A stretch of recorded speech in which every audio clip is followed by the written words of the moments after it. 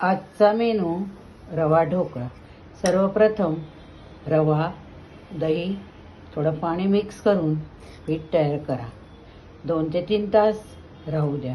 नंतर त्यात आले, लसूण, मिरची पेस्ट टाका. त्यानंतर 2-3 तासानंतर ते चांगले हलवा. तदनंतर त्यात थोडेसे पाणी टाका. पाणी टाकल्यानंतर ते मिक्स करा.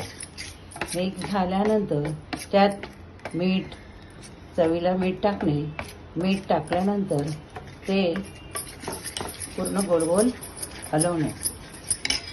कढई गरम करत ठेवा. त्यावरती कढईत पाणी टाकून त्यावरती एक ताटली ठेवा. ताटलीला थोडे तेल लावा. रवा आपण छान फेसून घेतलाय. त्याच्यामध्ये थोडं तेल टाका. परत हलवा.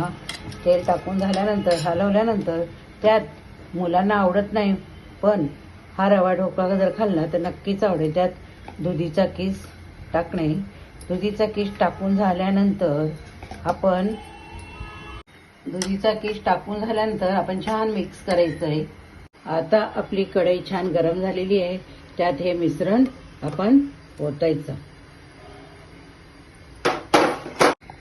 मिश्रण जे मिक्स झालेले त्यात आपण इनो टाकायचा. इनोवरती थोडंसं पाणी टाकायचं आणि ते मिश्रण चांगलं घोटायचं.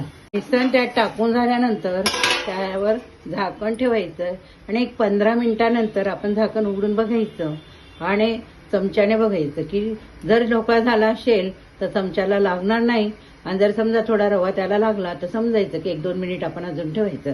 ढोकळा हा तयार होईल.